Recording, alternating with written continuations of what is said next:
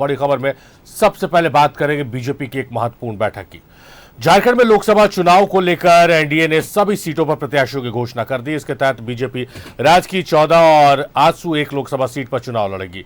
Seat बंटवारे पर प्रत्याशियों की घोषणा होने के बाद एनडीए के वरिष्ठ नेता और प्रत्याशी प्रदेश बीजेपी कार्यालय में बैठक कर जीत की रणनीति बना रहे हैं। बैठक में बीजेपी के प्रदेश प्रभारी लक्ष्मीकांत वाजपेयी, प्रदेश बीजेपी अध्यक्ष बाबूलाल मरांडी, नेता प्रतिपक्ष अमर बावरी, क्षेत्रीय संगठन महामंत्री नागेंद्र त्रिपाठी, प्रदेश संगठन महामंत्री करमवीर सिंह, आजसू अध्यक्ष सुदेश महतो, एनडीए के लोकसभा के सभी प्रत्याशी, राज्यसभा सांसद मौजूद हैं।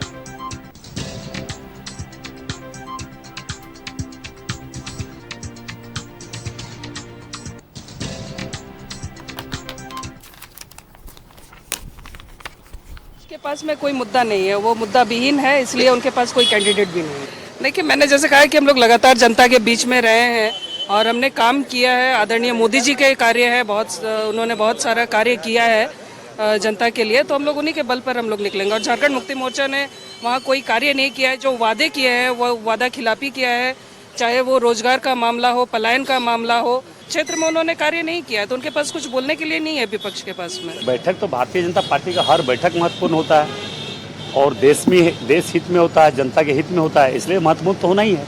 नहीं, कोई भी बात नहीं है, कोई भी बात नहीं है। देखिए, उनके पास कैंडिडेट है ही नहीं। अब भारतीय जनता पार्टी का कैंडिडेट जो होता है ना, वो 24 घंटा 12 महीना वो काम करते रहते हैं, 5 साल तक लगातार जनता के बीच में रहते हैं। इसलिए देख रहे हैं कि वहाँ पे तो काम करने वाला व्यक्ति सभी, जितने हमारे 14 लोकसभा क्षेत्र है, सभी काम करने वाला ही व्यक्ति को दिया गया है। इसलिए वैसे व्यक्ति उनके पास है ही नहीं, तो देगा कैंडिडेट। झारखंड के 14 सीटों पर एनडीए गठबंधन चुनाव जीते, कमल फूल चुनाव जीते, और उसके लिए रणनीति बनाने की, कार्य योजना बनाने की यह बैठक है।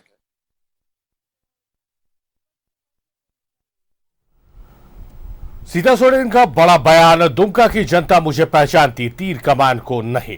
मैं पहचान की मोहताज नहीं हूं। सीता सोरेन को बीजेपी ने दुमका से प्रत्याशी बनाया। हाल ही में जेएमएम छोड़कर बीजेपी में आई है सोरेन परिवार की बड़ी बहू सीता सोरेन।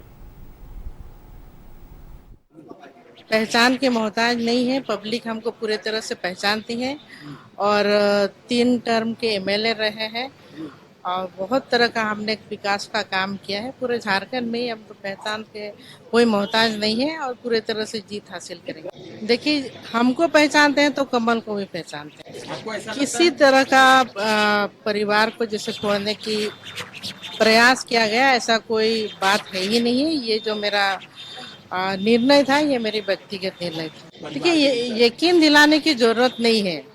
संथाल परगना ही नहीं, पूरे झारखंड की जनता मेरे साथ है, भारतीय जनता पार्टी।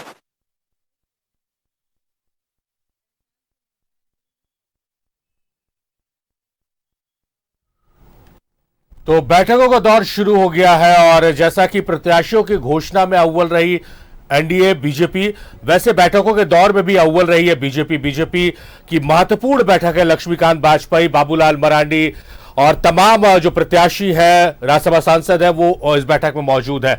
सीधे रुक करते राजेश का, हमारे सहयोगी हमारे साथ लाइव जुड़े हुए हैं और इस बैठक पर नजर बना के रखे हुए। राजेश, जैसा मैं दर्शकों को बता रहा था कि अव्वल रही है बीजेपी प्रत्याशियों की घोषणा करने में, और उसी के बाद अव्वल इस बात में भी रही है कि बैठकों का दौर भी अब बीजेपी खेमे में, एनडीए खेमे में शुरू हो गया। हालांकि इंडिया गठबंधन में अभी प्रत्याशियों के नाम पर मुहर नहीं लगी, तो बैठकें तो अभी दूर है।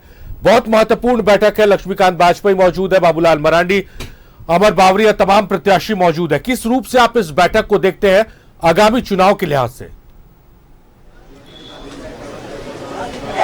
देखिए, लोकसभा चुनाव है और एनडीए फोल्डर में जो भी घटक दल हैं, यानी बीजेपी और आजसू, सभी को साथ चुनाव लड़ना है। जहां आजसू के प्रत्याशी हैं वहां बीजेपी के सहयोग की जरूरत है और जहां बीजेपी है वहां आजसू के सहयोग की जरूरत है।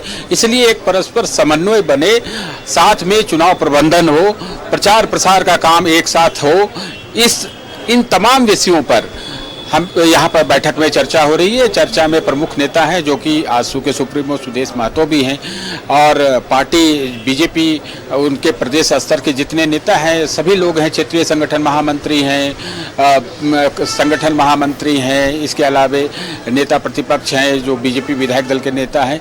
ये सभी लोग यहाँ पर बैठक में शामिल हैं और ये आपस में मंत्रणा हो रही है कि किस प्रकार से ये एक महापर्व जो है और इस चुनौती का भी सामना कैसे करना है मिलजुल कर, इन सब चीज़ों पर चर्चा हो रही है। चूँकि देखिए अब समय ज़्यादा नहीं है, समय कटते देर नहीं लगता है, तो आज की जो बैठक है उसमें दिशा निर्देश तय होगा, रोड मैप तय किए जाएंगे कि कैसे यहाँ पर चुनाव लड़ा जाएगा और कौन कौन से विषय, और जो इस बैठक में प्रत्याशी भी मौजूद हैं उस सभी से परिचय पाती भी हुआ है और कहाँ क्या ज़रूरत है इन सब चीज़ों पर मंत्रणा हो रही है। प्रदेश के पदाधिकारी हैं, लोकसभा के प्रभारी हैं, संयोजक हैं, सह संयोजक हैं, सह प्रभारी हैं, ये तमाम लोग बैठक में जो चुनाव से सीधे तौर पर जुड़े हैं उन लोगों की भागीदारी हो रही है। जो पार्टी के प्रमुख नेता निर्देश देंगे उसको फॉलो करना है। चूँकि इस तरह की बैठक फिर आगे हो या ना हो, लेकिन ये जरूरी नहीं, लेकिन आज की जो बैठक है इस लिहाज से बहुत महत्वपूर्ण है कि इसी पैटर्न पर, इसी रोड मैप पर आगे भी काम करना है और जो लक्ष्य निर्धारित किया गया है झारखंड की सभी 14 लोकसभा सीटों को जीतने का, उसे पूरा करना है। सारिफ, जाहिर तौर पर बहुत महत्वपूर्ण बैठक है ये। राजेश, आप नजर बना के रखिए, हम अब लगातार आपसे अपडेट्स ले रहे हैं।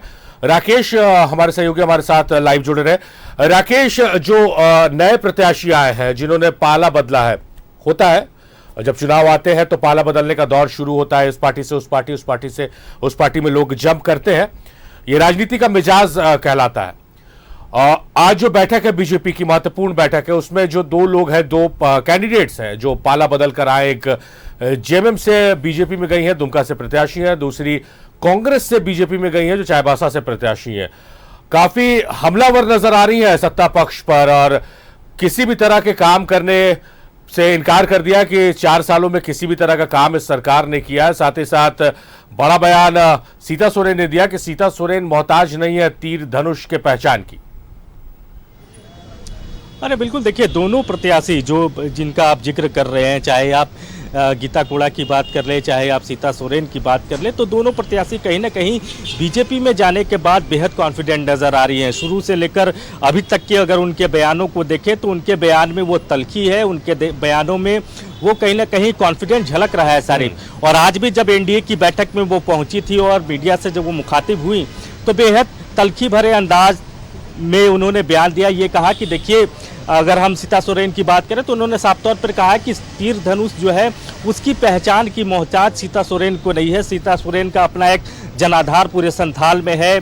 चाईबासा से वो माफ कीजिएगा, जामा से 3 टर्म की वो विधायक रही है, लिहाजा पहचान की संकट उनको है नहीं और बीजेपी का साथ है तो चीज़ें बहुत आसान हो जाएंगी इस बार।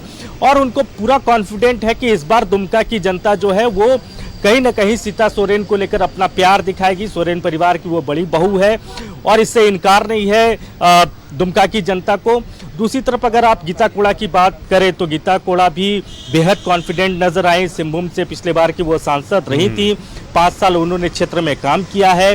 हालांकि इस बार उन्होंने पाला बदलकर बीजेपी का दामन थाम लिया, लेकिन बीजेपी के साथ जब वो चल रही हैं तो उनको इस बात का कॉन्फिडेंट है कि प्रधानमंत्री नरेंद्र मोदी के 10 साल का जो कामकाज रहा, उनका जो नाम है, उनका जो चेहरा है, यही जीत की गारंटी देता है। और इसी गारंटी के साथ वो लोगों के बीच पहुंच रही हैं और लोगों का प्यार उसने उनको मिल रहा है। सारिफ, राकेश, एक महत्वपूर्ण चीज आपसे जानना समझना चाहेंगे, जो राजेश से भी हमने चर्चा की, राजेश से भी मेरा पहला सवाल यही था। एक तरफ बीजेपी अव्वल रही है कैंडिडेट्स की घोषणा करने में, सबसे पहले बीजेपी ने अपने कैंडिडेट्स की घोषणा कर दी है, उसके कैंडिडेट जो है अब चुनावी रंग में रंग गए हैं और लगातार क्षेत्र का भ्रमण कर रहे हैं। इंडिया गठबंधन में संभावित उम्मीदवारों की भी सूची नहीं आई कि यह संभावित हो सकते हैं कि वो अपने स्तर पर क्षेत्र में घूमना शुरू कर दे। जो संभावित है भी वो दिल्ली में आला कमान के पास से डेरा डाले हुए हैं, क्षेत्र से दूर है कहीं ना कहीं।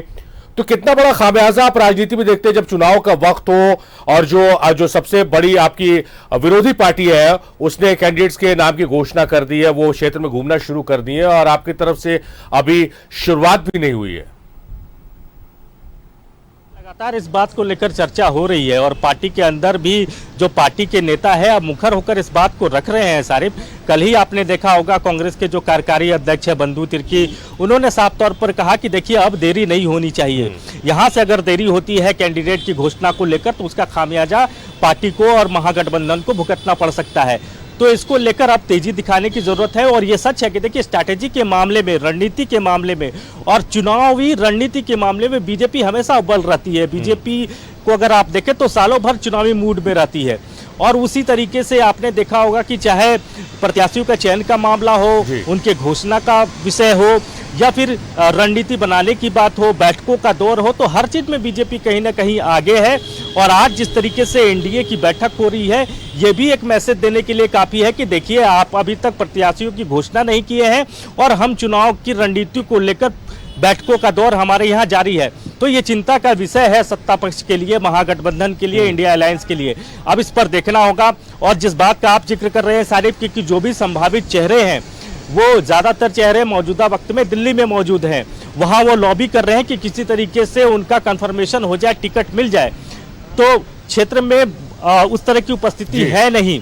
तो अब देखना होगा कि अगर यहाँ से देरी होती है, अगर प्रत्याशियों के घोषणा में उनके चयन को लेकर इसी तरीके से माथापच्ची चलते रहता है, कुछ और वक्त अगर लग जाता है तो कहीं ना कहीं इसका असर महागठबंधन पर पड़ेगा।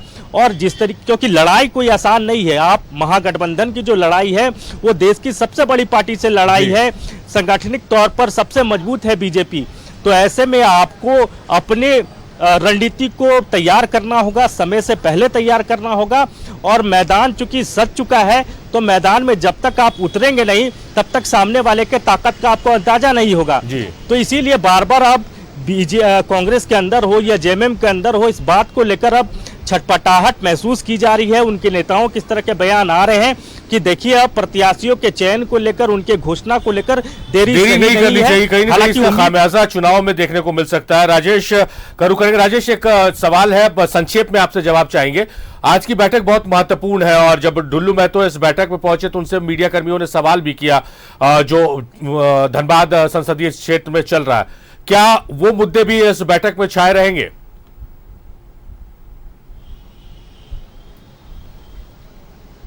कोई विषय पर चर्चा नहीं होनी है क्योंकि ये एनडीए की बैठक है और किसी प्रत्याशी विशेष से जुड़े विवाद पर बीजेपी चर्चा करेगी, उनकी पार्टी के नेता करेंगे चर्चा, उसकी अलग बैठक हो सकती है। लेकिन ये सार्वजनिक रूप से किसी प्रत्याशी के संबंध में ये विषय पर चर्चा नहीं होगी, जहाँ तक मेरी समझ है।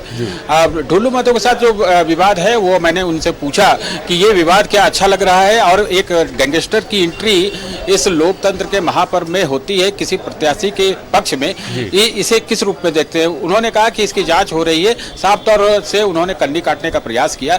अब क्या है सच्चाई ये तो जांच एजेंसी ही बताएगी कि डुल्लू महतो के पक्ष में किस प्रकार से प्रिंस खान खड़ा हुआ है। लेकिन उन्होंने इससे किनारा करने का पूरा प्रयास कर लिया है। लेकिन ये जो विवाद हुआ है राजेश, कहीं ना कहीं कहा जा सकता है कि धनबाद जो लोकसभा सीट है वो हॉट सीट बन गई है 14 सीटों में। बहुत शुक्रिया राजेश आपका।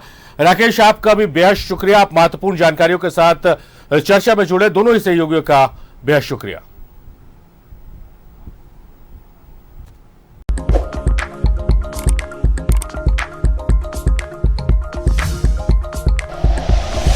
Like and share videos, subscribe करें हमारा चैनल और प्रेस करें बेल आइकॉन। न्यूज़ 11 भारत, सच है तो दिखेगा।